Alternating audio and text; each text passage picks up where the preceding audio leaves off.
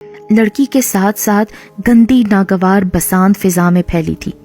وہ اتنی گندی بدبو تھی کہ سب کا بیٹھنا مشکل ہو گیا، مگر لڑکی جو ہی صحن کے دروازے سے باہر نکلی بدبو یکدم ختم ہو گئی۔ فون کی رنگ پہ نیہا نے آگے بڑھ کے ریسیور اٹھا لیا۔ دوسری طرف عباد کی آواز سن کے اس نے سلام کیا تو عباد نے خوش دلی سے جواب دے کر اس کی خیر خیریت پوچھی۔ آپ لینے کب آ رہے ہیں عباد؟ نیہا نے کچھ بے چینی سے پوچھا۔ جانتی تھی جب تک ساس اور نندے عباد کو اجازت نہیں دیں گی وہ لینے نہیں آئے گا۔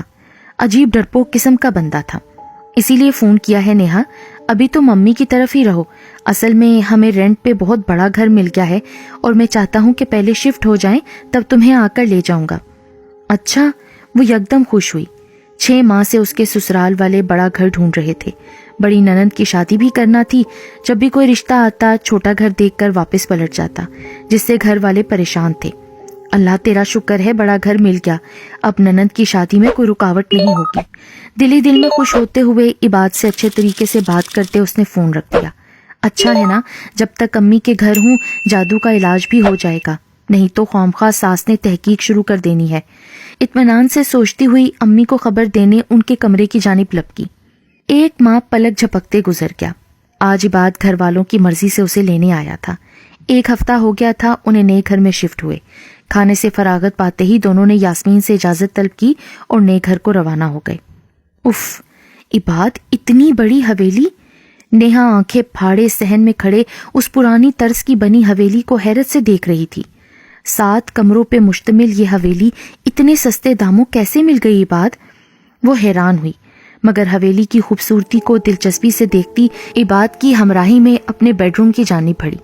میں نے امی سے پہلے ہی کہہ دیا تھا کہ یہ بیڈ روم میں لوں گا۔ عباد نے کمرے میں داخل ہوتے ہی ایک ستائشی نگاہ کمرے میں ڈالی جسے نیہا پسندیدگی سے دیکھ رہی تھی۔ واقعی عباد، گھر بے حد خوبصورت ہے، اس کا ہر کمرہ قابل تعریف ہے۔ شاید یہ سکھوں کے دور کا بنا ہے جو پارٹیشن کے بعد یہیں سب چھوڑ چھاڑ کے چلے گئے تھے۔ وہ بیڈ روم کو پسندیدگی سے دیکھتی چونکی۔ کھڑکی کے قریب کھڑے وجود نے اسے اپنی جانب متوجہ کیا۔ عباد، باہر کوئی کھڑا ہے، دیکھیں شاید حمیرہ کو کوئی کام نہ ہو۔ اس نے اپنی نند کا نام لیا۔ ہاں، وہ اس وقت بھی چائے کا پوچھ رہی تھی مگر ہم اندر آ گئے۔ یہ کہتے وہ بیڈ کے قریب پڑی کرسی پہ بیٹھ گئی۔ عباد آگے بڑھا اور کھڑکی کا پٹ کھول دیا۔ ٹھنڈی ہوا کے جھونکے کے ساتھ عجب بسانت نے اس کا استقبال کیا۔ وہ گندی سی بسانت دونوں کے نتنوں سے ٹکرائی۔ نیہا جوتی کے بکل کھولتے کھولتے ایک دم سیدھی ہوئی۔ یہ بدبو! اس نے باہر کی طرف نگاہ کی مگر باہر کوئی بھی نہ تھا۔ ایسی بدبو کہاں سونگھی تھی میں نے؟ وہ ذہن پہ زور دینے لگی۔ یکدم ایک جھماکا ہوا، پیر شاہ کے آستانے پہ۔ ہاں، یہ تو وہی سڑاند ہے۔ میں کیسے دھوکہ کھا سکتی ہوں؟ ابھی 1 ماہ ہی تو ہوا تھا جب وہ لڑکی وہاں آئی تھی، مگر یہ بدبو یہاں کیسے؟ اف، کیا کروں؟ عباد سے بات کروں؟ نہیں، پھر خواہ بابا جی کا بتانا پڑے گا، پھر وہاں جانے کی وجہ بھی، اور وہ نہیں چاہتی تھی کہ ساس کو معلوم پڑے کہ میں نے علاج کروایا ہے۔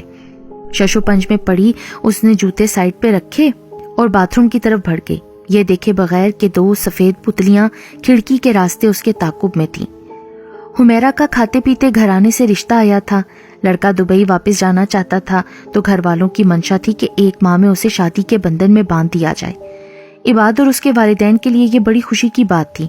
ابھی نئے گھر میں شفٹ ہوئے انہیں 1.5 ماہ کا عرصہ ہی ہوا تھا اور اب یہ رشتہ مطلب گھر انہیں راس آ گیا تھا۔ انہیں کوئی اعتراض نہ ہوا، چٹ منگنی پٹ بیاہ والا معاملہ تھا۔ دونوں طرف شادی کی تیاریاں زور و شور سے شروع ہو گئیں۔ نیہا بھی سب کچھ بھلائے نند کی شادی میں جٹ گئی۔ آج مایوں کی رسم ادا کرنا تھی۔ حمیرہ کو پیلے لباس اور پھولوں کے زیورات پہنا کے تخت پوش پہ بٹھا دیا گیا تھا۔ گھر کی خواتین لڑکے والوں کی طرف سے آئی مہمان خواتین کے ساتھ مل کر اپٹن اور مہندی لگاتے خوشگپیوں میں مصروف تھیں۔ نیہا زرق برق لباس پہنے تتلیوں کی مانند کمرے میں چکر لگا رہی تھی۔ امی، میرا جی گھبرا رہا ہے، حمیرہ نے اچانک اپنی ماں کا ہاتھ سختی سے تھامے کہا۔ بلقیس بیگم جو ساتھ بیٹھی خاتون سے باتیں کرنے میں مگن تھی، حمیرہ کے یک بستہ ہاتھ اور خوفزدہ لہجے پہ چونک گئی۔ ارے کیا ہوا میرا بیٹا؟ وہ سب چھوڑ چھاڑ بیٹی کی طرف متوجہ ہوئی۔ شاید اتنے لوگوں کے ہجوم میں گھبرا گئی ہے۔ بلقیس بیگم نے نیہا کو آواز دی۔ جی امی، ساس کی آواز پہ وہ دوڑی آئی۔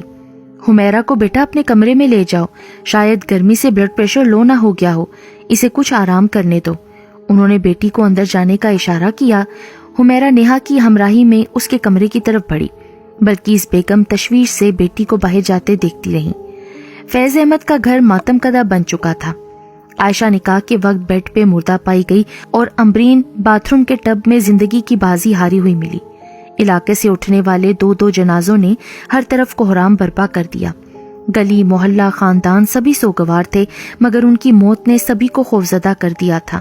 ان کی موت طبیعی نہ تھی۔ ہر شخص اپنی جگہ پہ حیران پریشان تھا کہ اچانک کیا ہوا، مگر کسی کی سمجھ میں کچھ بھی نہیں آ رہا تھا۔ شاید انہیں کبھی معلوم نہ پڑتا اگر چھوٹی بیٹی انم کو سیڑھیوں سے گرنے پہ چوٹ نہ لگتی۔ فیض احمد اسی لیے ڈاکٹر کے پاس گئے۔ تب انکشاف ہوا کہ اس کے نرم و نازک بدن پہ ہاتھوں کے عجیب نشان ہیں، جیسے کسی نے تھپڑ مارے ہوں، اور انم کا دعویٰ بھی یہی تھا کہ کسی نے اسے پیچھے سے زوردار دھکا دیا ہے۔ فیض احمد کے کان کھڑے ہوئے۔ ڈاکٹر سے فارغ ہو کے انہوں نے انم کو گھر چھوڑا اور خود علاقے کے امام کے پاس جا پہنچے اور تمام صورتحال سے آگاہ کیا۔ امام صاحب کچھ دیر بیٹھے سنتے رہے، پھر فیض احمد کے ساتھ ان کے گھر کی طرف چل دیے۔ امام صاحب نے جو انہیں بتایا وہ فیض احمد کے رونگٹے کھڑے کر دینے کے لیے کافی تھا۔ اس گھر کو خریدے انہیں زیادہ عرصہ نہ ہوا تھا۔ سکھوں کے بنے اس گھر کو انہوں نے بڑے چاؤ سے خریدا تھا، کیونکہ یہ بہت بڑی اور خوبصورت حویلی تھی۔ جب امام صاحب کے توسط سے انہیں معلوم پڑا کہ ایک ہندو برہمن نے اپنے جادو کے زور پہ اس گھر کو ایک راکشس یعنی شیطان کو یہ کہہ کر سونپا تھا کہ اس کی حفاظت کی ذمہ داری تم پہ ہے اور کسی کو یہاں داخل مت ہونے دینا جب تک میں واپس نہ آؤں، تب سے لے کر اب تک وہ شیطان راکشس اس گھر کی حفاظت پہ مامور ہے، اور اسی نے آپ کی دونوں بیٹیوں کی جان لی ہے۔ فیض احمد جو 3 ماہ گزر جانے کے باوجود اس غم سے نہ نکل پائے تھے، بے دم سے ہو گئے۔ عجب دکھ دے گئی تھیں بیٹیاں ان کو۔ فیض احمد نے امام صاحب کی تنبیہ پہ دنوں میں اونے پونے داموں میں وہ گھر بھیج دیا جس میں اپنی 2 پیاری بیٹیاں کھو چکے تھے۔ امام صاحب نے خاص تاکید کی تھی کہ باقی دونوں بیٹیوں کا نکاح ہر حالت میں مسجد میں پڑھایا جائے تاکہ شیطان کے اثرات ختم ہو جائیں۔ دور دراز علاقے میں رہائش لے کر وہ اس دکھ کو بھلانے کی کوشش کرنے لگے کہ انم کے لیے آئے اسد کے رشتے نے گھر بھر میں خوشی کی لہر دوڑا دی۔ فیض احمد اور ختیجہ بیگم اس نئے گھر میں بیٹی کی شادی کی تیاریوں میں جٹ گئے۔ 3 دن ہو چکے تھے، انم مایوں بیٹھ چکی تھی، گھر بھر میں ڈھولکی کی تھاپ گونج رہی تھی۔ فیض احمد نے امام صاحب کے کہے کے مطابق نکاح مسجد میں پڑھوا کر اس مشکل گھڑی کو ٹال دیا تھا۔ انم کی رخصتی نے عائشہ اور امبرین کی یاد تازہ کر دی۔ بخیر و عافیت شادی ہو جانے پر انہوں نے اللہ کا شکر ادا کیا کہ اب ان کے سر سے بلا ٹل چکی ہے، مگر یہ خوش فہمی جلد ہی کافور ہو گئی۔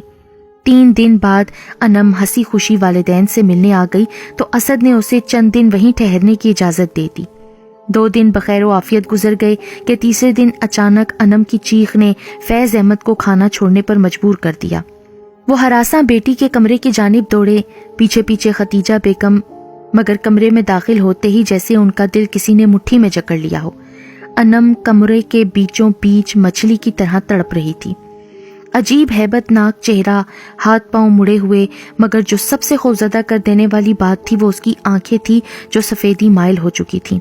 ہائے میری بچی! ختیجہ بیگم نے وہیں دل تھام لیا۔ ختیجہ جلدی سے جاؤ اور گلاس میں پانی لے کر آؤ، جلدی کرو، فیض احمد چیخے۔ ختیجہ بیگم باہر بھاگی جبکہ فیض احمد بیٹی کی طرف بڑھے اور قرآن پاک کی آیات بلند آواز میں پڑھنے لگے۔ انم کے منہ سے بھیڑیے سے مشابہ عجیب غراہٹیں نکل رہی تھیں۔ ختیجہ بیگم کے آتے ہی پانی پہ دم کر کے فیض احمد نے انم پہ ڈالا۔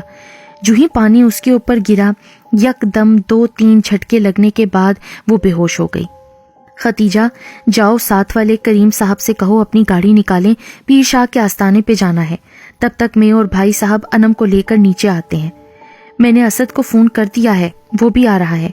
ختیجہ نے گھبرائے انداز میں انم کے بال سمیٹتے اسے چادر اڑائی۔ چوڑیاں اتار دوں؟ شوہر کی جانب دیکھتے انہوں نے پوچھا۔ نہیں رہنے دو، وقت ضائع نہ کرو، ہمیں جلدی نکلنا ہے۔ انہوں نے بیٹی کے مہندے لگی ہاتھوں پہ اچٹتی نظر ڈالی۔ ابھی 2 دن ہی تو ہوئے ہیں کہ اسد کے ساتھ میکے آئی ہے اور آج یہ معاملہ ہو گیا۔ نہ جانے کیوں یہ شیطان میری بیٹیوں کے پیچھے پڑ گیا ہے۔ وہ رونے لگی۔ اللہ بہتر کارساز ہے بیگم، وہی مدد کرے گا، بس تم دعا کرو۔ ساتھ کھڑے بھائی کے ساتھ فیض احمد نے انم کو اٹھایا اور باہر کو لپکے۔ اسد کے آتے ہی وہ تینوں بھاگم بھاگ اسے پیر شاہ کے آستانے پر لے جا چکے تھے۔ اس نے قدموں کی چاپ صاف محسوس کی۔